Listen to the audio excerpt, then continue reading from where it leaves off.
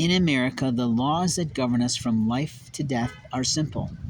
The law that governs our life, that is a birth, is that our birth certificate only belongs to us, the individual. It doesn't belong to any mother, it doesn't belong to any father, it doesn't belong to any sibling, sister, or brother, it doesn't belong to any cousin, aunt, or uncle, and it doesn't belong to total strangers either.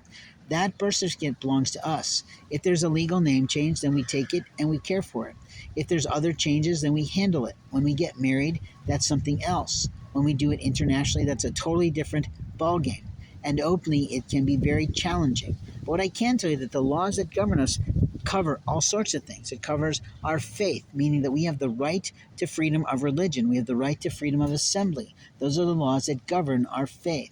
We have the right to pursue any aspect of reading about religion that we choose for our life. And that is our right to create a life philosophy of integrity, honesty, and, well, love, peace, honor, and regard. In terms of our family, we have the right to choose our life partners, our live-ins, our boyfriends, and that is truth. But when we choose the wrong person, when we abuse our life, when we make the wrong choice several times in a row, that's our vanity, choosing something that is vain instead of truth, of a human being with integrity that will keep us on the path to God, the path to prosperity, the path to performance. In other terms, we have laws that govern our finances. And those finances are our banking, and our banking belongs only to us as an individual. No one has a right to make a photocopy of our bank accounts. No one has a right to make a duplicate credit card and go spending on our accounts. No one has a right to close our bank accounts on our behalf. But sometimes banks do that and they cause themselves problems. When other people like to lie in identity theft and do that, it's a real problem. That's a violation of the law.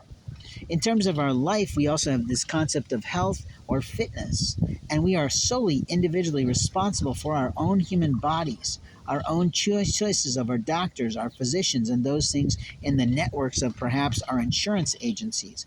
That sometimes can be very limiting. One of the challenges we have going forward is that we as American citizens are expected to use technology, and technology has laws. There's a telecommunication law that says you don't have the right to listen to my phone calls, although I might talk loud outside in the public and hear every word, at least my side.